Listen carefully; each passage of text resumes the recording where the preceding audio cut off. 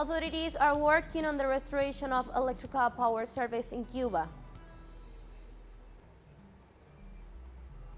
Protesters continue for the second consecutive day in Haiti against the increase in the price of fuel and cost of living. On Tuesday, the overwhelming majority of the participants of the referendums held in southeastern Ukraine supported joining the Russian Federation.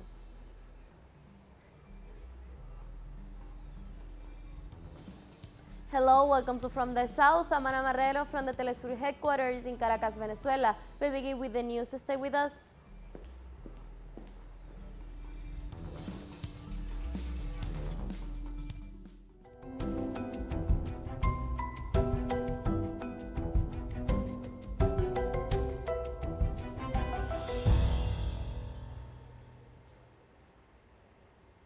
In Cuba, electricity services are gradually being restored after the severe damage caused by Category 3 Hurricane Ian. Throughout the night and early morning of this Wednesday, authorities and teams have been deployed, especially in the most affected areas in the country. These are Pinar del Rio, Artemisa, Isla de la Juventud, and Havana, the Cuban capital. The Minister of Energy and Mines, Livana Arronte, and the Technical Director of Union Electrical, Lorenzo Guerra, confirmed that 2 power plants started up after the exceptional condition of zero electricity generation of the line. The engineer Guerra informed that they are counting on the cooperation of the experts from other regions of the country to speed up the reactivation of other thermoelectric plants. We are already synchronized the system. Unit 1, the thermoelectric effect, has 59 megawatts at the moment. Generating the system, Unit 5, the thermoelectric October 10 at this time has been on since 6 and 36 minutes in the morning. This is another unit that is going to be incorporated into the system and already began the process of starting Unit 2 of the thermoelectrical of Santa Cruz del Norte, Ernesto Guevara. The Antonio Guiteras unit and the thermoelectrical plant also started the startup process through a microsystem that was made from the Varadero gas, and from there it was possible to reach the Antonio Guiteras thermoelectric power plant with electric energy and start the process. In the same way, the technical director of INE, Lazarus Guerra, stressed at El Pinar del Rio, Artemisa, and Mayabeque, it has not yet been possible to restore the electrical system. The provinces that have not been able to assume the system are still in Pinar del Rio, are also associated with the scourge of Hurricane Ian, in Artemisa and Mayabeque. These 3 provinces have not been possible making microsystem. The rest of the provinces have somehow made their microsystem, which of course does not guarantee the totality of the population, but it guarantees a level of service. But above all, it guarantees the roads to reach the thermoelectric plants and be able to meet the requirement of being able to have the service, that large unit that allows us to guarantee the restoration of the system. On Tuesday, Cuban President Miguel Díaz-Canel was making presence on El Pinar del Rio, one of the affected zones by the Hurricane Ian, where he addressed ministers came with him to work in the affected areas. He also said that the people of El Pinar del Rio have been through hurricanes before and they know how to work, and of course they will overcome the adversity. In order to make up for the time as quickly as possible, there are some ministers who have come with us, who are working here in the territory, and the most important thing that I trust in above all is that the people of Pinar del Rio have experience in hurricanes of this type. They have been very hard hit by this type of hurricanes, and the people know how to work. This is a dedicated, disciplined, simple people. I'm convinced that although in this first impact it is very painful, but there is no other choice but to raise ourselves and overcome adversity. We are going to make it.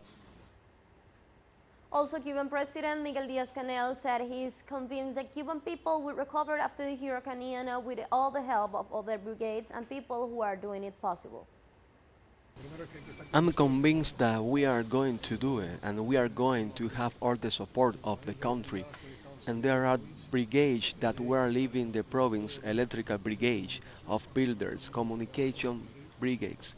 We must also understand that there were several comrades in the province who had to leave the country. We must also understand that there were several colleagues in charge who were traveling to multiple places, but we must have had leaks in other provinces in Artemisa. For example, we saw that there were severe leaks, and from here we have yet to reach a group of places such as La Coloma or Viñales, the place where the hurricane also hit, where it has left considerable damage.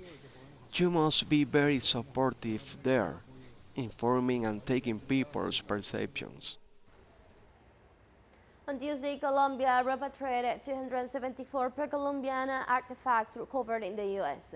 These objects, which include pots, indigenous necklaces, and anthropomorphic figures dating back 1,500 years. The pieces were returned to Colombia after President Gustavo Petro's visit to New York. These Colombian heritage have been recovered thanks to the work of the Colombian Foreign Ministry, international and national authorities, and the Colombian Institute of Anthropology, who have managed to bring these pieces back to the country after several years of UN work.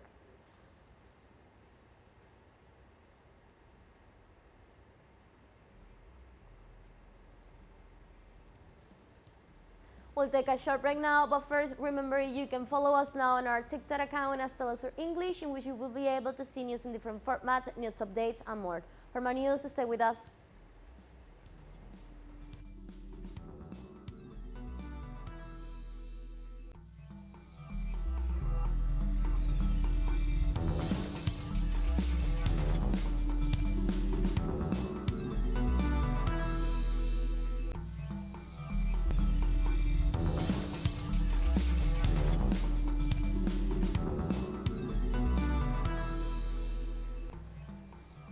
Welcome back to From the South.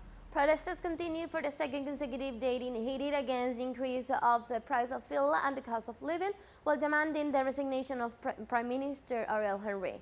Popular demonstrations spread through several cities of the Caribbean country against the 128% increase in the price of gasoline, diesel, and kerosene, as well as basic necessities.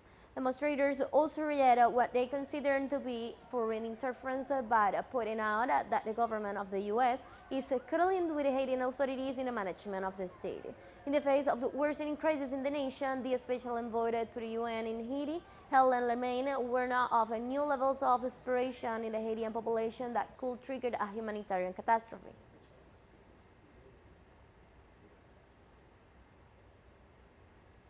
On Tuesday, Mexican President Andrés Manuel López Obrador announced that prosecutor Omar Trajo, in charge of the Ayotzinapa case, resigned for his objects the way that the investigations is being conducted. At his morning press briefing, López Obrador said resignation was prompted by the fact that personnel from the Attorney General's office canceled without consulting him at least 21 arrest warrants, 16 of which are intended for Army officers. AMLO said he will soon appoint some to replace the general attorney, and he sent a message of confidence to the families of the 43 missing students.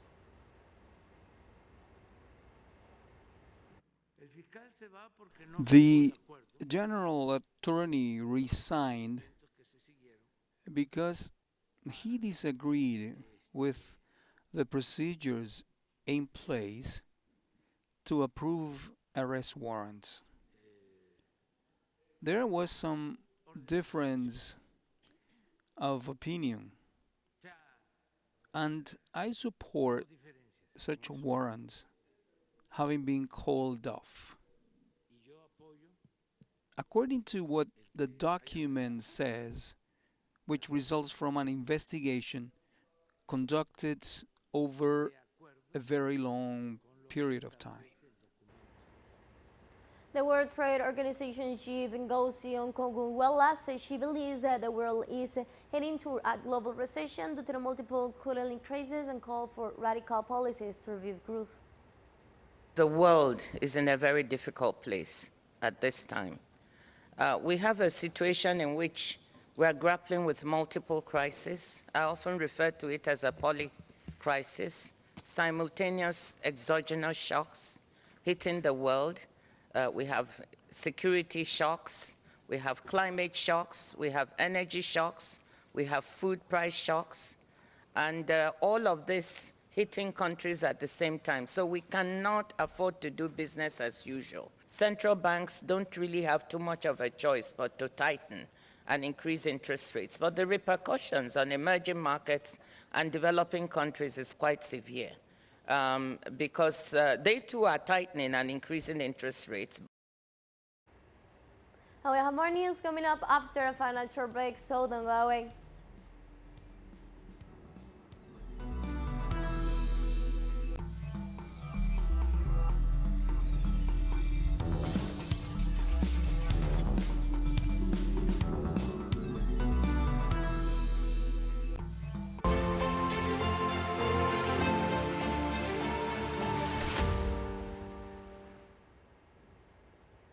Welcome back.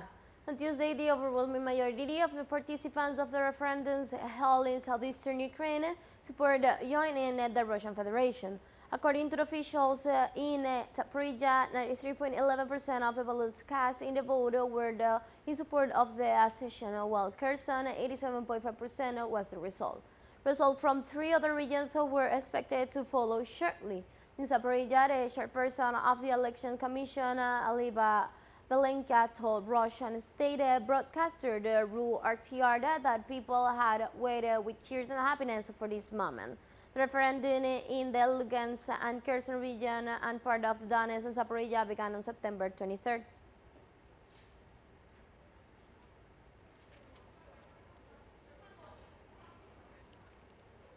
The Nord Stream pipeline network, in particular Pipeline 2, which supplies gas to Germany from Russia, has been damaged in 3 places according to the notice from its operator on Tuesday.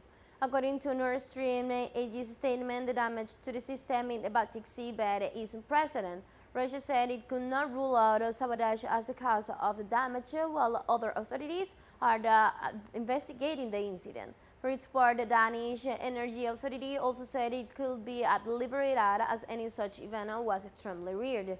Sweden's National Seismology Center reported its measuring stations recorded powerful underwater explosions in the area where the gas leaks occurred. The leaks from Nord Stream to southeast of the Danish island of Bornholm in the Baltic Sea prompted the establishment of 5 new nautical mile exclusion zones to protect shipping from danger.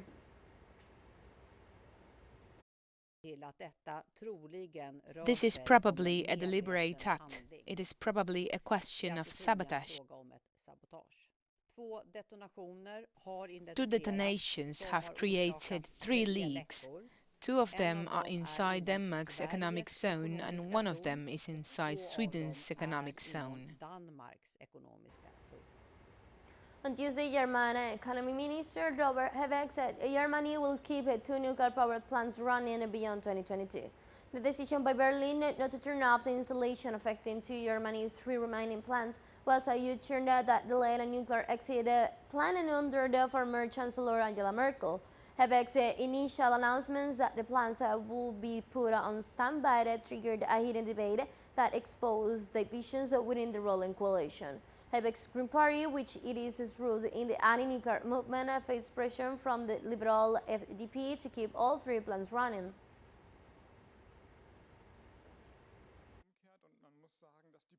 I have to say that the forecasts made by the EDF in recent years have always been too optimistic, so if these forecasts do not turn around, then as the minister responsible for energy security, I have to say that ISAR-2 and Neckars-Westheim will likely remain online in the first quarter of 2023. In the United Kingdom, the value of the pound sterling plummeted to its lowest levels in 1971 against the US dollar. According to a report established on Monday, September 26, the value of the pound sterling fell by 2.9% against the US dollar, 1.54%. In the Asian market, the currency had already declined by up of $1,000, almost 5% of its value. These market actions follow the implementation of a tax cut package by the Bank of England, a measure that has been criticized by the IMF and the British Labour Party for its impact on inflation.